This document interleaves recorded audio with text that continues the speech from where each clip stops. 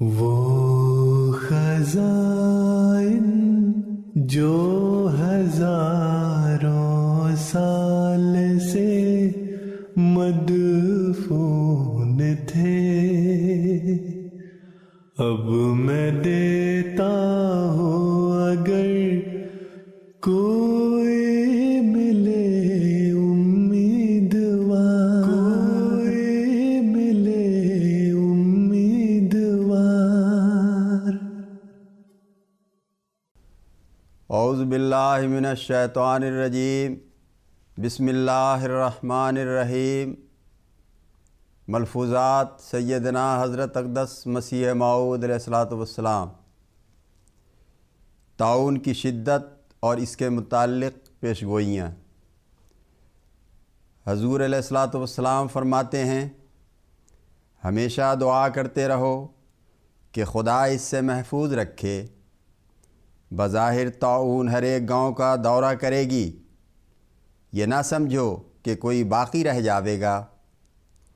وہی بچ سکتا ہے جو توبہ اور استغفار میں مصروف ہیں۔ اس لیے اس وقت ضروری ہے کہ اپنی جان اور اپنی بیوی بچوں پر رحم کرو۔ یہ خدا تعالیٰ کے غضب کے دن ہیں۔ بہت دفعہ ایسا ہوتا ہے کہ انسان کی بدکاریاں اور شوخیاں اس حد تک پہنچی ہوئی ہوتی ہیں کہ جب وہ خدا کے غضب سے ہلاک ہوتا ہے تو اس لعنت اور غضب کا اثر اس کی اولاد تک بھی پہنچتا ہے۔ اسی لیے قرآن شریف میں فرمایا گیا ہے، وَلَا يَخَافُ عُقْبَاهَا۔ عقباہا سے اولاد اور پسماندگان مراد ہیں۔ جہاں جہاں طاعون پھیلا ہے لوگ کتوں کی طرح مرتے ہیں، بعض مردہ چوہوں کی طرح بدبودار ہو جاتے ہیں، کوئی ان کو اٹھا بھی نہیں سکتا اور ان کے جنازوں کو گھسیٹ گھسیٹ کر قبروں میں ڈالتے ہیں۔ بہت سے خطوط طاعون زدہ علاقوں اور گاؤں سے آئے ہیں جن میں لکھا ہوا تھا کہ کوئی جنازہ نہیں پڑتا، مردوں کی طرح مردوں کو گڑھے کھود کر ڈال دیا جاتا ہے۔ مگر تعجب اور افسوس کی بات ہے کہ لوگوں نے اس بات کی طرف توجہ نہیں کی کہ خدا تعالیٰ کا یہ غضب کیوں آیا۔ میں یقیناً کہتا ہوں کہ خدا تعالیٰ کی طرف سے جو لوگ آتے ہیں، جب ان کی باتوں کو لوگ نہیں مانتے اور شرارت اور شوخی سے ان کا انکار کر کے ایذا رسانی کی حد تک پہنچ جاتے ہیں، تو پھر خدا تعالیٰ کا غضب کسی نہ کسی رنگ میں جوش میں آتا ہے۔ چنانچہ پہلے نبیوں کے وقت میں کسی قوم کو کسی عذاب سے ہلاک کیا، کسی کو کسی سے، مگر اس وقت جو مسیح موعود کا زمانہ ہے، خدا تعالیٰ نے اس شرارت اور شوخی سے ملے ہوئے انکار کی سزا کے لیے طاعون کو مقرر کیا ہے۔ چنانچہ رسول اللہ صلی اللہ علیہ وسلم نے مسیح موعود کے زمانہ کا نشان طاعون قرار دیا ہے، اور انجیل میں بھی اسی کی صداقت موجود ہے۔ براہین احمدیہ میں بھی آج سے 25 برس پیشتر خدا تعالیٰ نے طاعون کے پھیلنے کی خبر دی تھی۔ چونکہ انکار حد سے زیادہ بڑھ گیا اور انکار کے ساتھ شرارت اور ایذا رسانی بھی ہے اور قسم قسم کے طعن کیے جاتے ہیں، اس لیے خدا تعالیٰ نے طاعون ہی کو سزا کے لیے بھیجا۔ اور یہ بات کہ مامور من اللہ کی تکذیب اور ایذا رسانی پر عذاب کیوں آتا ہے، ایسی صاف ہے کہ تم اس کی مثال ایسی سمجھ سکتے ہو جیسے سرکار کسی چپڑاسی کو معاملہ وصول کرنے کے لیے بھیجے، حالانکہ وہ چپڑاسی 5-6 روپیہ ماہوار کا ملازم ہوتا ہے، لیکن اگر کوئی اس کو معاملہ نہ دے یا شرارت کر کے اس کو دکھ دے تو گورنمنٹ سارے گاؤں کو سزا دینے کے لیے تیار ہو جاتی ہے، خواہ اس میں کیسے ہی معزز اور دولت مند زمیندار بھی ہوں۔ اسی طرح پر خدا تعالیٰ کے ماموروں کی بے عزتی کی جاوے تو خدا تعالیٰ کی غیرت جوش میں آتی ہے اور اس کا غضب بھڑک اٹھتا ہے۔ اس وقت وہ شریروں کو سزا دینے کے لیے اپنے بندے کی حمایت میں نشان ظاہر کرتا ہے۔ پھر میں یہ کہتا ہوں کہ خدا تعالیٰ کی طرف سے جو آتے ہیں وہ کوئی بری بات تو کہتے ہی نہیں، وہ تو یہی کہتے ہیں کہ خدا ہی کی عبادت کرو اور مخلوق سے نیکی کرو، نمازیں پڑھو، اور جو غلطیاں مذہب میں پڑ گئی ہوئی ہیں انہیں نکالتے ہیں۔ چنانچہ اس وقت جو میں آیا ہوں تو میں بھی ان غلطیوں کی اصلاح کے لیے بھیجا گیا ہوں جو فیض عوج کے زمانہ میں پیدا ہو گئی ہیں۔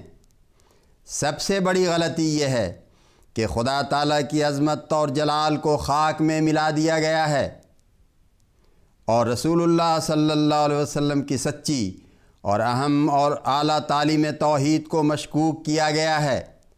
ایک طرف تو عیسائی کہتے ہیں کہ یسوع زندہ ہے اور تمہارے نبی صلی اللہ علیہ وسلم زندہ نہیں ہیں، اور وہ اس سے حضرت عیسیٰ کو خدا اور خدا کا بیٹا قرار دیتے ہیں، کیونکہ وہ 2000 برس سے زندہ چلے آتے ہیں، نہ زمانہ کا کوئی اثر ان پر ہوا۔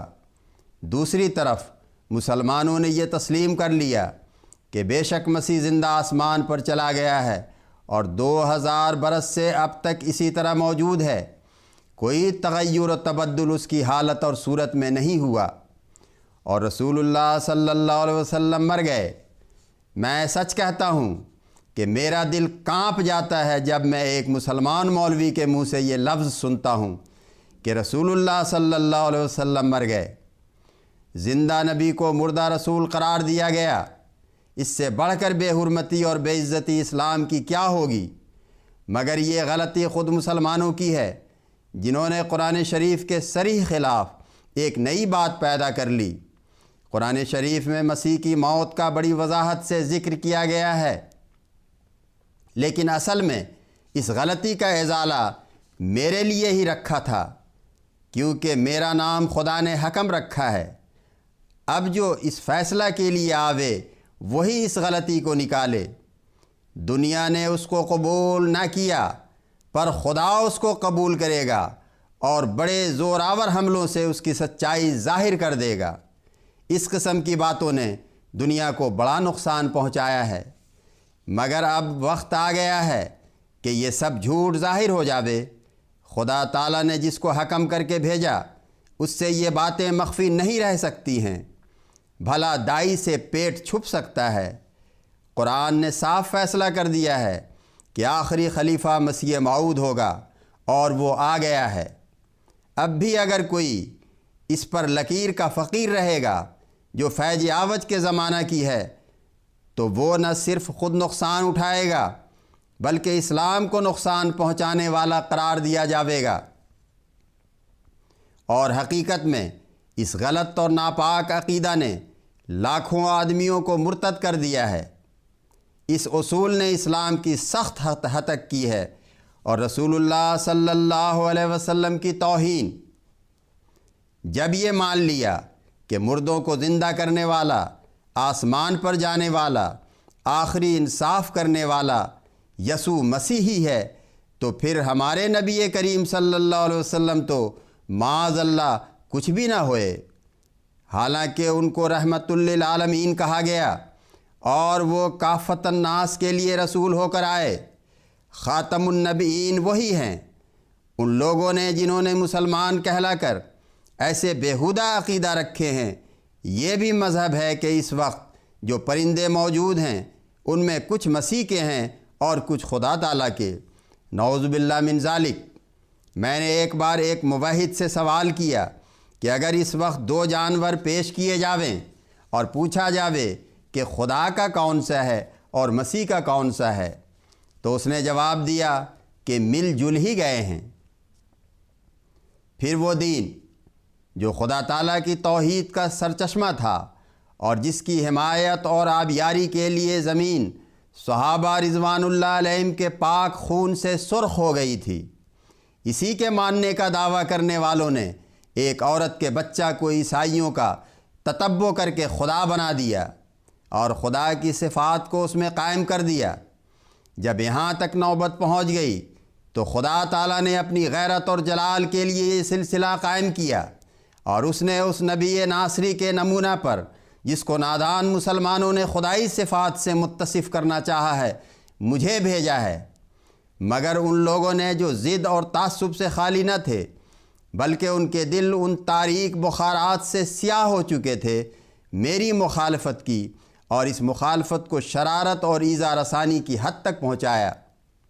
اس پر خدا تعالیٰ نے جو اپنے بندوں کے لیے غیرت رکھتا ہے طاعون کو بھیجا، اور یہ اس وقت ہوا ہے جب ہر قسم کی حجت پوری ہو چکی، عقلی دلائل ان کے سامنے پیش کیے گئے، نصوص قرآنیہ حدیثیہ سے ان پر حجت پوری کی، اور آخر خدا تعالیٰ کی تائیدی نشانات بھی کثرت کے ساتھ ظاہر ہوئے۔ ہر قسم کے نشان ان کو ملے، مگر انہوں نے ان کو حقارت کی نگاہ سے دیکھا اور ان پر ٹھٹا کیا۔ اس لیے آخری علاج طاعون رکھا گیا۔ یہ وہ نشان ہے جس کا ذکر اللہ تعالیٰ نے آج سے 25 برس پہلے براہین میں بھی کیا ہے، اور خدا تعالیٰ نے پہلی کتابوں میں بھی مسیح موعود کے زمانہ کا یہ ایک نشان رکھا ہے۔ اس سے وہی بچیں گے جو توحید اختیار کریں گے اور عاجز انسان کو خدا نہ بنائیں گے، اور خدائی صفات سے اس کو متصف نہ ٹھہرائیں گے، اور خدا تعالیٰ کے بھیجے ہوئے رسول کی قدر کریں گے۔ اللہم صلی علی محمد وآل محمد وبارک وسلم انک حمید مجید۔